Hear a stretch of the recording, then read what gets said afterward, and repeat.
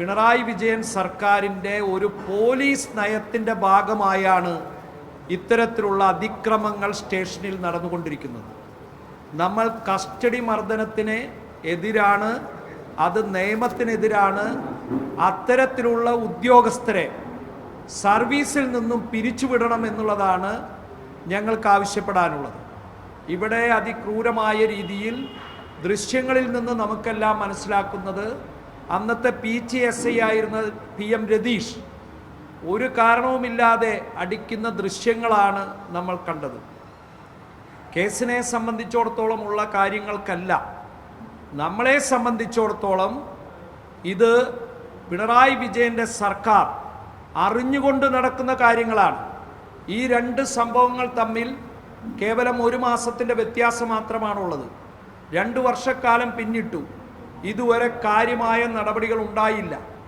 കുന്നംകുളത്ത് വലിയ പ്രക്ഷുബ്ധമായ അന്തരീക്ഷത്തിലേക്ക് കടന്നപ്പോഴാണ് ഇപ്പോൾ സസ്പെൻഷൻ വന്നത്. PTയെ സംബന്ധിച്ചിടത്തോളം അന്നത്തെ ACPയും അന്നത്തെ കമ്മീഷണറും അതിൻ്റെ മുകളിൽ DIGയും IGയും ഒക്കെ ഈ ദൃശ്യങ്ങൾ കണ്ടു എന്ന് അവരുടെ റിപ്പോർട്ടിൽ പറയുന്നുണ്ട് എന്ന് സമ്മതിക്കുമ്പോൾ പോലും നാളിതുവരെയായി ഒരു നടപടിയും സ്വീകരിച്ചിട്ടില്ല.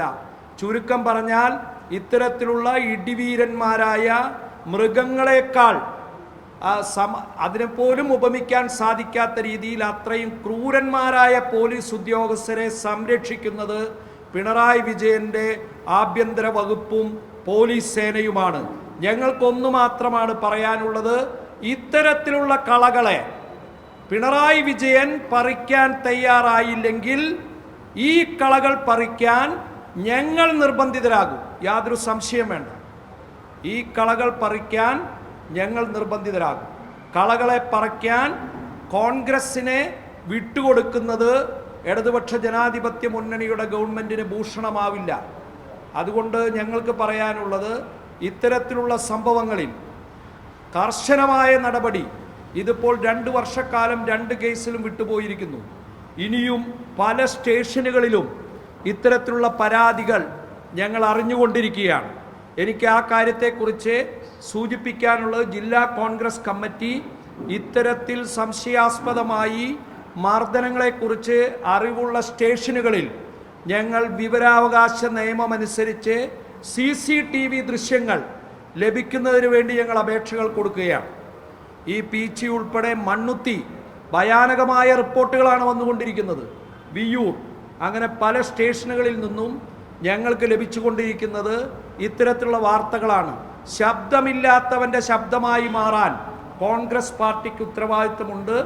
അത് പ്രതിപക്ഷത്തായതുകൊണ്ട് മാത്രമല്ല, ഭരണപക്ഷമായാലും പ്രതിപക്ഷമായാലും ശബ്ദമില്ലാത്തവൻ്റെ ശബ്ദമായി മാറാൻ കോൺഗ്രസ് പാർട്ടി ഈ ജില്ലയിൽ മുന്നോട്ട് വരുമെന്നുള്ള കാര്യത്തിൽ ആർക്കും സംശയം വേണ്ട. അതുകൊണ്ട് തന്നെ ഈ PGയിലെ സംഭവവുമായി ബന്ധപ്പെട്ട് കുറ്റക്കാരാണെന്ന് കണ്ടെത്തിയ SI PM രതീഷ് അദ്ദേഹത്തിന് പ്രമോഷൻ നൽകുകയാണ് ചെയ്തത്. 1 മാസത്തിനകം അദ്ദേഹത്തിന് പ്രമോഷൻ നൽകി, അദ്ദേഹത്തിൻ്റെ വീടിനടുത്തുള്ള സ്ഥലത്തേക്ക് മാറ്റം കൊടുത്തു എന്നൊക്കെ പറയുമ്പോൾ ഇതിന് എത്രത്തോളം കാണുന്നു.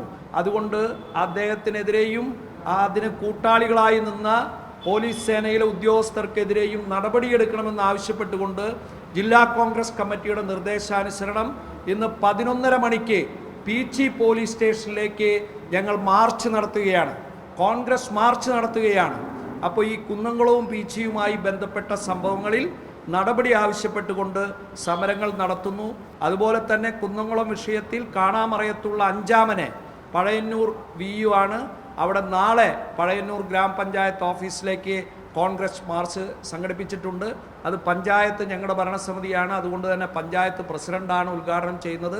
പഞ്ചായത്ത് ഭരണസമിതി അദ്ദേഹത്തിനെതിരെ പ്രമേയം പാസ്സാക്കും. അതുകൊണ്ട് കർശനമായ രീതിയിൽ നടപടികൾ വന്നില്ലെങ്കിൽ, ഇവരെയൊക്കെ സർവീസിൽ നിന്ന് പുറത്താക്കിയില്ലെങ്കിൽ സമര പരിപാടികളുമായി മുന്നോട്ട് പോകും.